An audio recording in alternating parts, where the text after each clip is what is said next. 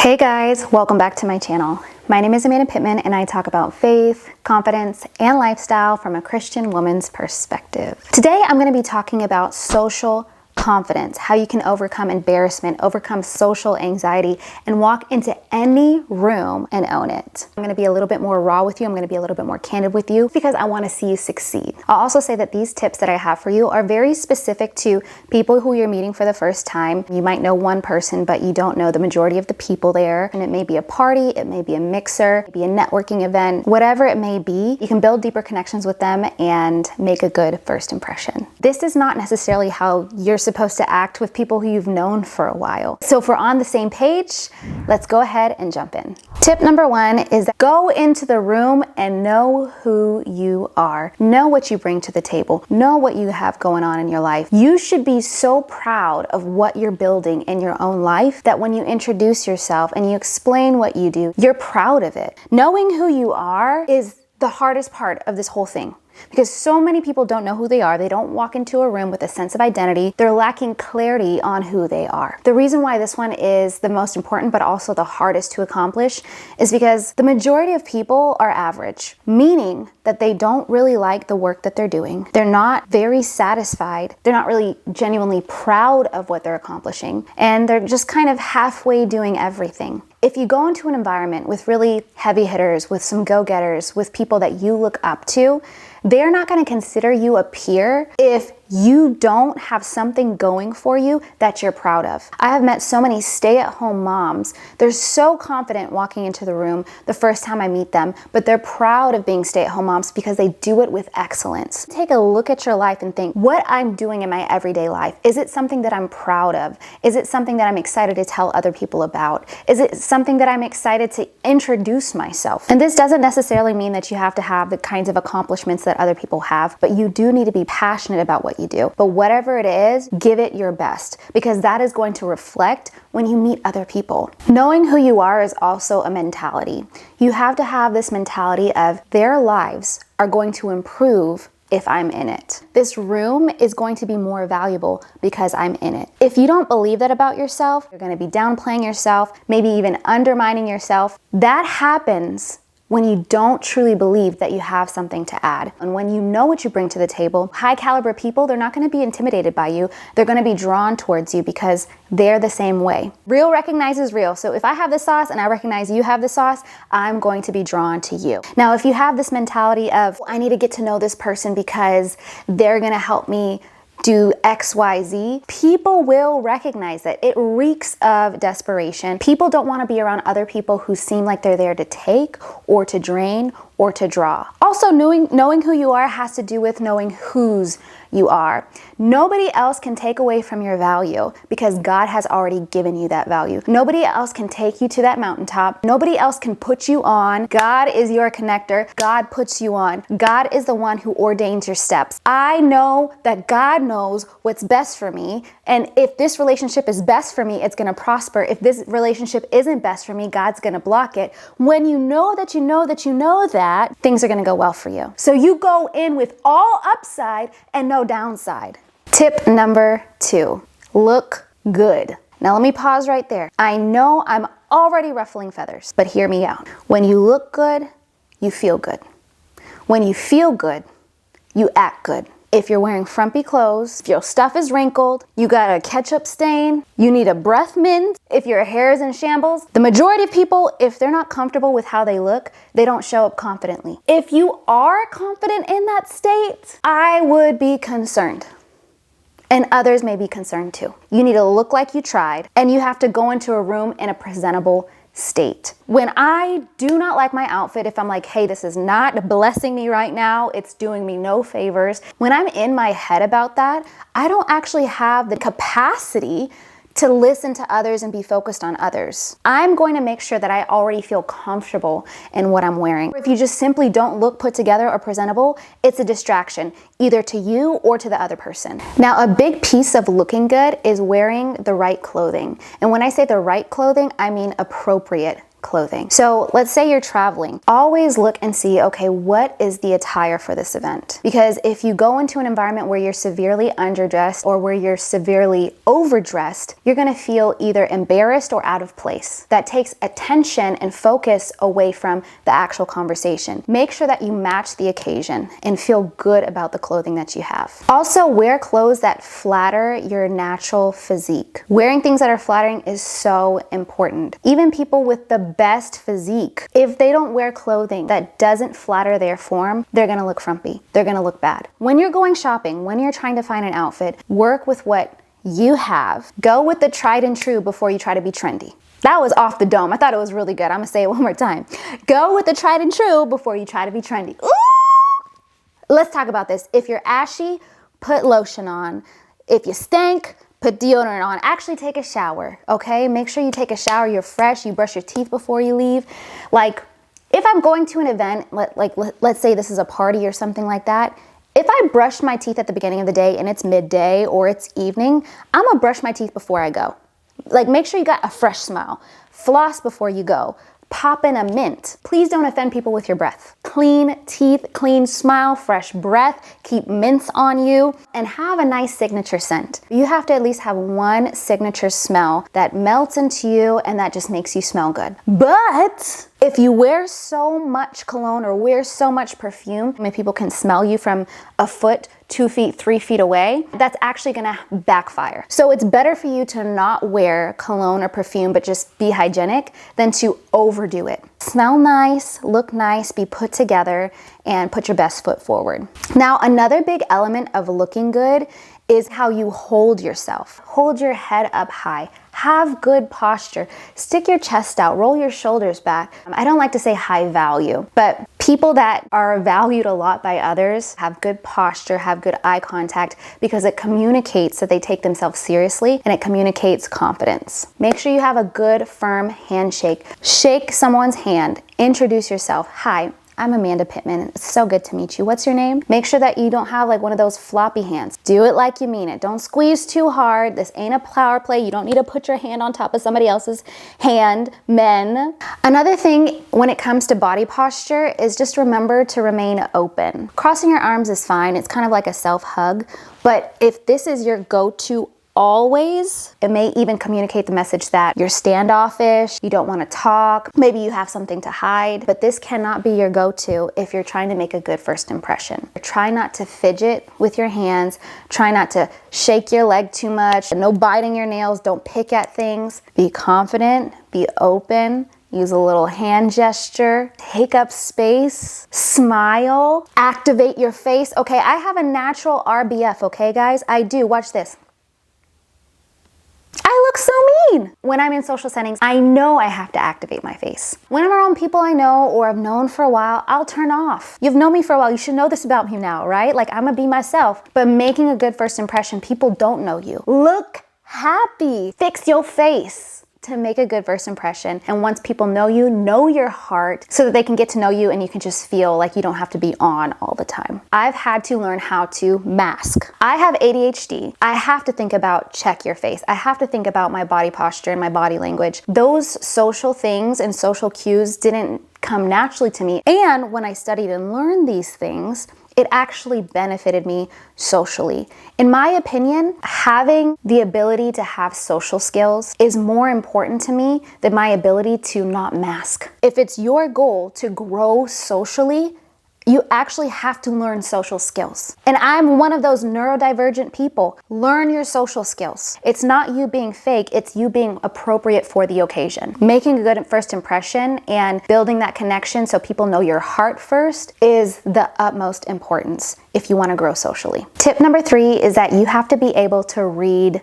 the room. Read the room, sis. Read the room, bro. Know what is appropriate for this occasion. So how do you read the room? What does it even mean to read the room? You can look in an environment, understand the vibe, the mix of people that are there, the goal, understanding all of those elements and how those dynamics play together, and then you adjust yourself accordingly. So an example of not reading the room is you're in an environment where there are a lot of non-Christian people. If you're not reading the room, you can go in and start talking as if you're talking with Christians and actually start offending people that you could actually bring to the faith and evangelize to if they'd have the opportunity to warm up to you. If you're being like a semi-truck about these like views and beliefs, you're not reading the room and you're actually going to turn people off when you could actually be warming them up to you. Some ways that you can read the room is understanding what people are there. If this event is centered around a birthday party or a wedding, well, the type of people who are there are the type of people who are connected to the host. A good question to ask people when you meet them is, oh, how do you know the host? If this is a networking event, what kind of networking event is this? Is this an engineering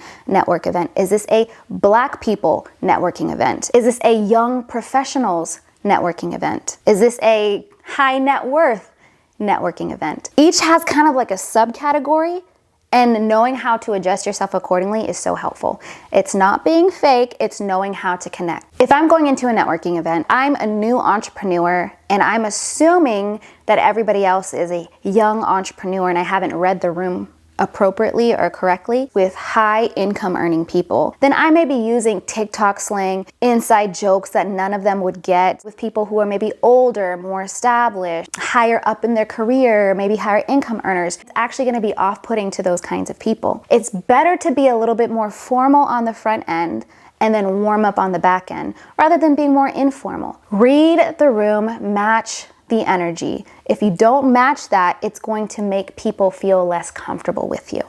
Another important thing to do when you're reading the room is understanding where you fit in conversations. There are natural power dynamics of things. And so if there's somebody who is the leader, you can normally tell by the power dynamic. You're not gonna want to talk over them, usurp them, or even hog the conversation between you and them, because it's likely that everybody wants an opportunity to talk with them or talk to them. So you open it up for everyone to do that. Another thing to consider is, are these two people having a very private conversation? Like, are you hearing more private themes? Are they keeping their voices low? Are they keeping things to a whisper? Are they sitting really closely together? Those are signs that their conversation is private and it's probably not inviting a third person to squeeze into. So being able to read whether this is a personal, private conversation or if it's a more lighthearted conversation that you can find your way into is also very helpful for you to master being able to go into different conversations and make your way around a room as opposed to just sticking with somebody that you know. If this is some sort of party or networking event and you're just looking to meet lots of different people, one great way to go about it is to start with somebody that you know or already have a mutual connection with. See if they know somebody else. If they've talked to somebody else that you don't know, have them introduce you. Hey, is this your friend? I don't think I've met them. Do you mind introducing me? I would love to meet them. Boom. You go ahead and introduce yourself and then you guys start having a conversation. Then from there, see who they know and make your way around the room that way. Eventually, when you get really good at this, you can just start popping in and meeting people, but start with who you know, because a warm connection, somebody that you've already known, knowing somebody else, is a lot more inviting and trusting than this person's never seen you before, they don't know anybody who knows you, than a cold connection. It's just good to warm your way up to that so that you build rapport. That rapport and that reputation goes a long way. So how you treat people and the impression you make on other people speaks volumes to the other types of relationships that you can have. Okay, last thing I'll say on this piece is understand the male-female dynamic as well. If this is a co-ed event, you have to understand the male-female dynamic. Usually, women and men start off kind of separated and they naturally form their own groups where the women are talking to the women and the men are talking to the men. And then over time, these start to converge and there's a little overlap between men and women, and usually by the end of these events, it's a nice 50-50 split where men are talking to women and women are talking to men. If you don't understand this dynamic, let's say you're a woman, all of the women are grouped together, all of the men are grouped together, but you go straight for the men, it will send a message whether you want to or not. That does not make a good first impression.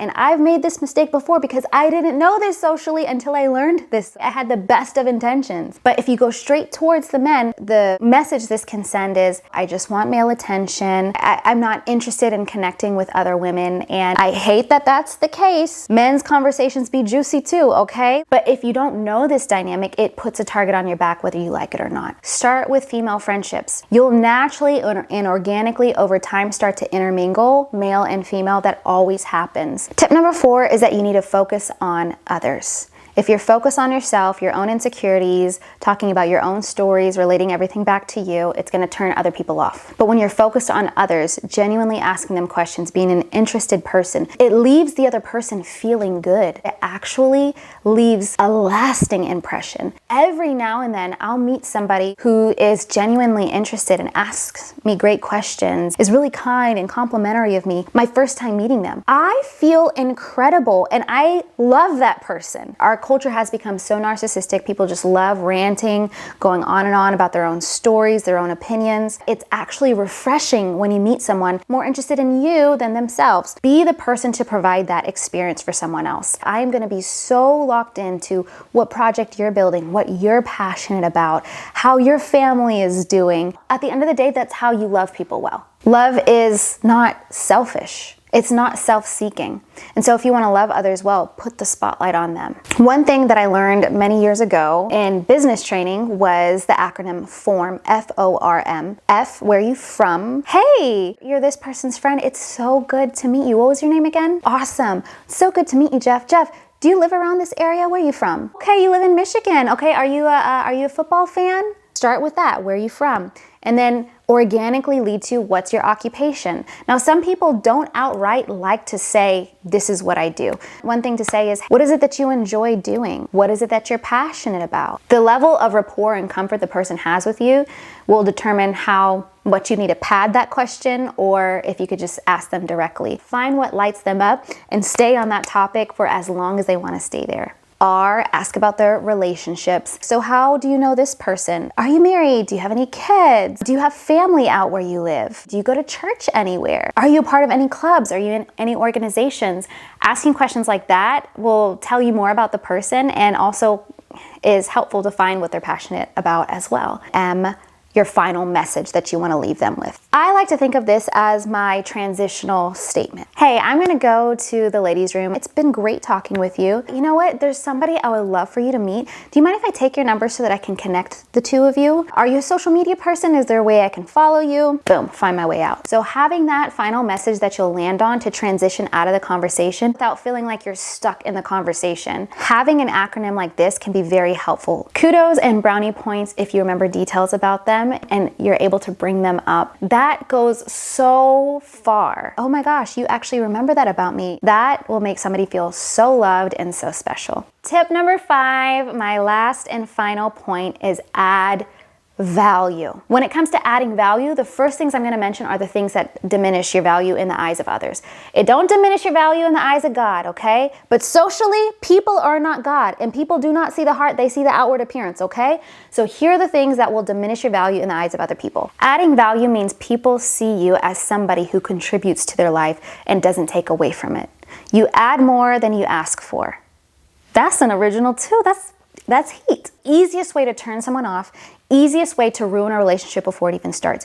Do not ask for nothing your first time meeting someone. Can I meet with you? Can we go out to coffee? Hey, can I have your time? Why do you deserve their time? You could be a crazy person. They don't know you. Do you add value to their lives? If you are self-deprecating, if you gossip, meaning you're deprecating others, you're trying to make other people look bad. If people are actually engaging in your gossip and it's the first time meeting you, that's probably a good sign. They're not a good person to be around. They're not the kind of connect you want to have. Do not self-deprecate. Do not gossip. Don't be too intrusive without having built equity. Let's say you've met with this person 3, 4, 5 times. You can ask a lot more intrusive questions, not because you're trying to get the tea, but because you genuinely care about them and you want to know about them. Your first time, do not ask intrusive questions. Don't ask, hey, are you pregnant? How much money do you make? Do that and you will end up turning people off if you ask those questions too soon. Don't interrupt. Oh my goodness. If you interrupt people, if you cut them off, nobody's gonna want to be your friend. Oh my gosh, why can't I ever make friends? Because you talk too much. You interrupt people. Stop. Some people are like, oh, well, I'm gonna forget what I'm saying if I don't say it right now. Forget what you're saying.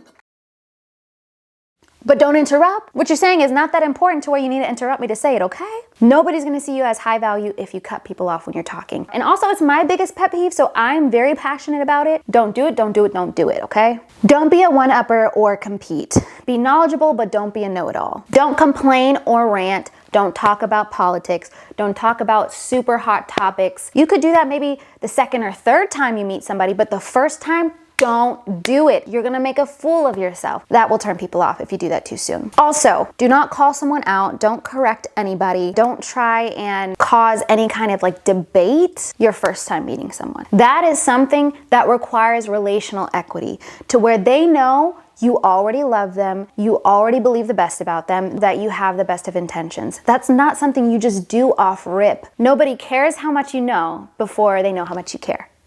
And so communicate love, trust, warmth, care before you jump off the deep end and ruin it all. All I'm saying is you gotta read the room and know when the right opportunity to do that is, and it's better to do it down the line rather than too soon. Okay, so now that I talk about the don'ts, let me tell you the things that will add value in the eyes of others. If you offer ways to help them without asking for anything, that will make such a huge deposit. If they actually withdraw on that deposit and say, yeah, I would actually love it if you did that for me, and you actually do that, oh my goodness.